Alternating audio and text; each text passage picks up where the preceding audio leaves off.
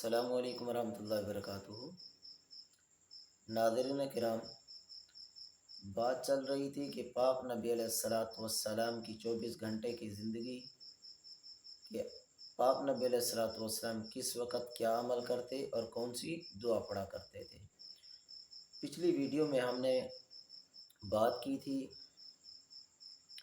پاک نبی علیہ الصلوۃ والسلام کی کہ صبح فجر کی اذان کا جواب دیتے تھے اور اس کے بعد دعا پڑھا کرتے تھے۔ اس پر ہم نے مکمل کی تھی۔ آج کی جو ہماری ویڈیو اس کی طرف ہم چلتے ہیں کہ پاک نبی علیہ الصلوۃ والسلام جب صبح کو جاتے تھے نماز کے لیے تو اس سے پہلے اللہ کے نبی علیہ الصلوۃ والسلام فجر کی جو سنتیں ہیں وہ گھر میں پڑھ کے جاتے تھے۔ اب ایک اچھا کام اور بھی ہے کہ آپ خود تو جا رہے ہیں مسجد میں نماز پڑھنے کے لیے، تو آپ دوسروں کو بھی جگائیں، محلے دار ہیں، دوست احباب ہیں، اسی طرح گھر والوں کو تو لازمی اٹھانا ہے، کیونکہ اللہ پاک نے خود ہی حکم دیا ہے کہ خود بھی اور اپنے گھر والوں کو بھی جہنم کے آگ سے بچاؤ۔ یہ اللہ کی طرف سے حکم ہے، یہ تو ہمارے اوپر لازم ہے۔ باقی جو دوست احباب ہیں ان کو بھی اٹھانا ہے تاکہ وہ بھی آئیں، اللہ کی عبادت کریں، سجدہ ریز ہوں، کیونکہ آپ کی اپنی نماز وہ قابل قبول ہے یا نہیں ہے، اس پر کتنا ثواب ہے کتنا نہیں، وہ تو بات کا مسئلہ ہے، جب رجسٹر کھلے گا کل قیامت کے دن اس وقت پتہ چلے گا۔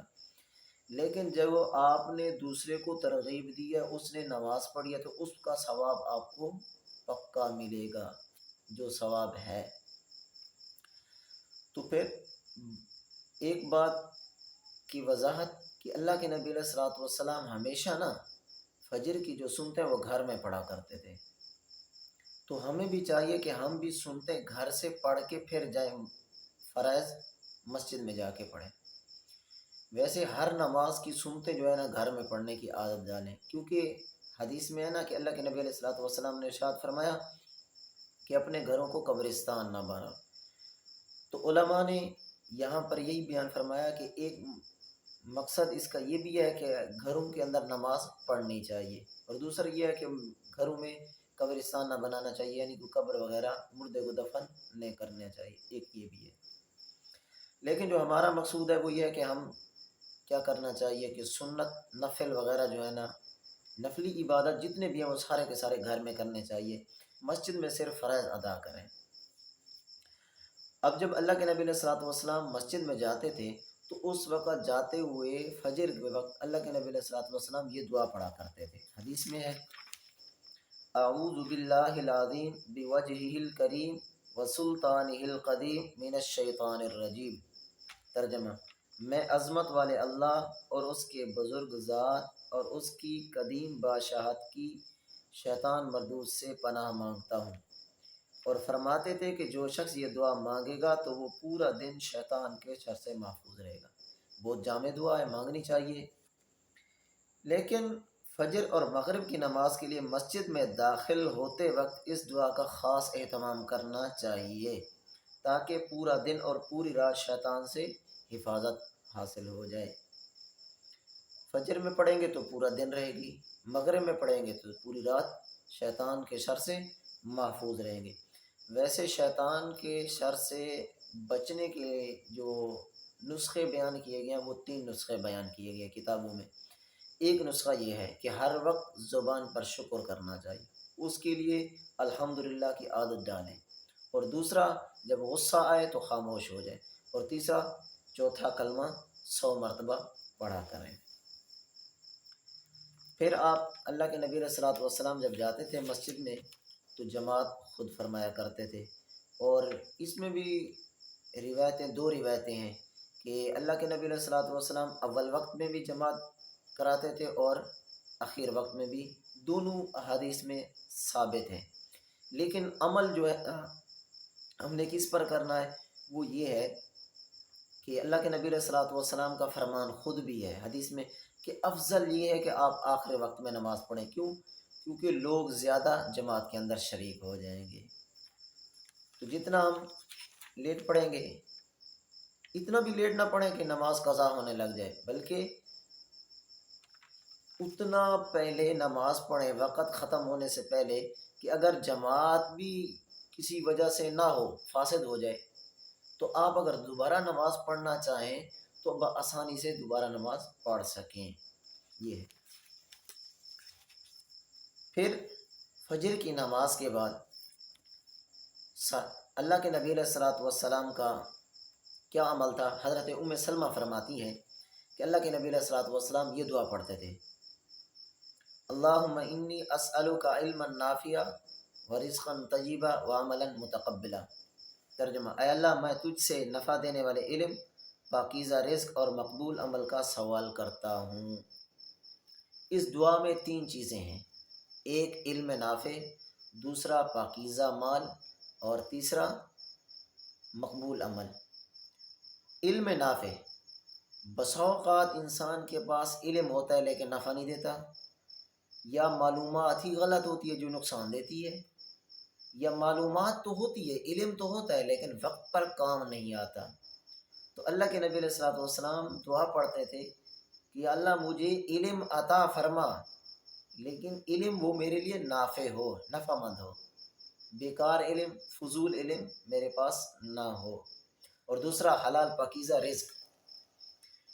یہ دعا بھی بہت اہمیت سے مانگنی چاہیے، کیونکہ جو انسان دن بھر محنت کرتا ہے اگر وہ حرام کما کے لائے تو وہ نقصان دہ، اس کے بڑے برے اثرات پڑتے ہیں. تو اس لیے اللہ کے نبی علیہ الصلوۃ والسلام دعا مانگتے تھے: یا اللہ میں جو دن بھر روزی کماؤں تو وہ کیا ہو؟ حلال ہو، اس میں حرام نہ ہو. کیونکہ بعض مال ایسے ہیں جن کا علم ہے کہ یہ حرام ہے، جیسے رشوت ہو گئی، سود ہو گیا، ان کا سب کو علم ہے کہ یہ کیا ہے؟ حرام ہے. لیکن کچھ ایسے بھی ہیں جن کا پتہ بھی نہیں ہے. مال جیسے ملازمت کر رہا تھا، مزدوری کر رہا ہے، لیکن اس میں کیا کر رہا ہے؟ ڈنڈی مار رہا ہے، محنت سے نہیں کر رہا کام. تو اس وجہ سے وہ کیا کرتے تھے؟ یہ بھی تو مال حلال تو نہ ہوا. اور تیسری چیز مقبول عمل، یعنی جو بھی عمل کروں تیری رضا کے لیے ہی کروں، اور طریقہ پاک نبی علیہ الصلوۃ والسلام کا ہو. اگر اللہ کی رضا عمل میں نہ ہو اور اللہ کے نبی علیہ الصلوۃ والسلام کا طریقہ بھی نہ ہو تو وہ عمل مقبول نہیں ہے بلکہ مردود ہو جاتا ہے. اسی طرح اللہ کے نبی علیہ الصلوۃ والسلام فجر کی نماز کے بعد سورہ اخلاص اور معوذتین سورہ فلق اور سورہ ناس بھی پڑھا کرتے تھے. اس کی بھی بہت بڑے فضائل آئے ہیں. ایک حدیث میں ہے کہ جو شخص شروع دن میں سورہ اخلاص پڑھے گا 10 مرتبہ، اللہ تبارک و تعالی اس دن سارے گناہ اس کے معاف فرما دیتے ہیں. اسی طرح دوسری حدیث میں آیا ہے کہ اللہ کے نبی علیہ الصلوۃ والسلام نے ارشاد فرمایا: جو شخص صبح کو کیا پڑھتا ہے؟ سورہ اخلاص کو 100 مرتبہ پڑھتا ہے، اللہ تبارک و تعالی اس کے 1 سال کے گناہ معاف فرما دیتے ہیں. اور اسی طرح معوذتین کے بھی بہت بڑے فضائل ہیں. بلاؤں سے، مصیبتوں سے، پریشانیوں سے، مشکلات سے حفاظت ہوتی ہے. اسی طرح جادو سے، جنات سے، نظر بد سے کیا ہوتی ہے؟ حفاظت ہوتی ہے. اور سورہ یاسین کو بھی پڑھنا چاہیے صبح فجر کی نماز کے بعد. اس کے بڑے فضائل آئے ہیں کہ اللہ کے نبی علیہ الصلوۃ والسلام نے ارشاد فرمایا: جو شخص کیا کرتا ہے شروع دن میں، کیا کرتا ہے؟ اللہ کی رضا کے لیے سورہ یاسین کو پڑھتا ہے تو اللہ تبارک و تعالیٰ اس کے صغیرہ گناہ کو معاف فرما دیتے ہیں. اسی طرح جو شخص سورہ یاسین کو پڑھتا ہے اللہ تبارک و تعالیٰ اس کو 10 قرآن کا ثواب عطا فرماتے ہیں. یہ تو آخرت میں ہمیں نفع ملے گا. دنیا میں کیا ملے گا؟ اللہ کے نبی علیہ الصلوۃ والسلام کا فرمان ہے. متعدد احادیث ہیں. ایک حدیث میں اللہ کے نبی علیہ الصلوۃ والسلام نے فرمایا: جو شروع دن میں سورہ یاسین پڑھتا ہے اللہ تبارک و تعالیٰ اس دن اس کی تمام ضروریات کو پورا فرما دیتے ہیں. اسی طرح اللہ کے نبی علیہ الصلوۃ والسلام نے ارشاد فرمایا: جو شخص صبح کے وقت سورہ یاسین پڑھے گا اللہ تبارک و تعالیٰ اس دن اس کو آسانیاں نصیب فرمائیں گے، مشکلات اس پر نہیں آئیں گی. جو شام کے وقت پڑھے گا اللہ تبارک و تعالیٰ اس کو پوری رات کیا ہے؟ آسانیاں نصیب فرمائیں گے، مشکلات اس پر نہیں آئیں گی. یہ تو تھے عمل اللہ کے نبی علیہ الصلوۃ والسلام کے فجر کی نماز کے. اسی طرح اللہ کے نبی علیہ الصلوۃ والسلام فجر کی نماز کے بعد عافیت کی بھی دعا مانگا کرتے تھے. اس کے لیے بھی ہمیں چاہیے کہ ہم کیا کریں؟ عافیت کی دعا مانگا کریں. اس کے لیے 2 بہت ہی جامع مبارک دعائیں ہیں. وہ یہ پہلی دعا: اللہم انی اسألک العافیۃ فی الدنیا والآخرہ अल्लाहुम्मा इन्नी अस्अलुकल अफ़्व वल आफ़ियत फ़ी दीनी व दुनियाया व अहली व माली। तर्जमा, या अल्लाह मैं आपसे दुनिया और आखिरत में खैर व आफ़ियत का सवाल करता हूँ। या अल्लाह मैं आपसे माफ़ी चाहता हूँ और अपने दीन, दुनिया, अहल व इयाल और माल में आफ़ियत चाहता हूँ। ये देखो बहुत बड़ी जामे दुआ है, इसको मांगना चाहिए। बल्कि हज़रत अब्दुल्लाह इब्न उमर ने इस रिवायत को नकल किया है और ये दुआ बयान फरमाई है। वो फरमाते हैं कि मरते दम तक अल्लाह के नबी अलैहिस्सलातु वस्सलाम इस दुआ को सुबह शाम पढ़ा करते थे, कभी छोड़ा नहीं है। और दूसरी दुआ आफियत की है, अल्लाहुम्मा आफिनी फ़ी बदनी, अल्लाहुम्मा आफिनी फ़ी समई, अल्लाहुम्मा आफिनी फ़ी बसरी, ला इलाहा इल्ला अंत। तर्जमा, ऐ अल्लाह मुझे मेरे बदन में आफियत अता फरमा, ऐ अल्लाह मुझे मेरी समात में आफियत अता फरमा, ऐ अल्लाह मुझे मेरी बसारत में आफियत अता फरमा, तेरे अलावा कोई और माबूद नहीं है। इस दुआ को भी सुबह शाम 3-3 मरतबा पढ़ना चाहिए। इसके मांगने से अल्लाह तबारक व ताला जिस्मानी इमराज खसूसन आँख और कान के इमराज से हिफाजत फरमाएंगे। तो आप अगर इस तरह की हमारी अच्छी वीडियोस इस्लामी इस्लाही देखना चाहते हैं तो आप हमारे यूट्यूब चैनल अब्दुल शकूर हनफी को सब्सक्राइब ज़रूर करें। शुक्रिया।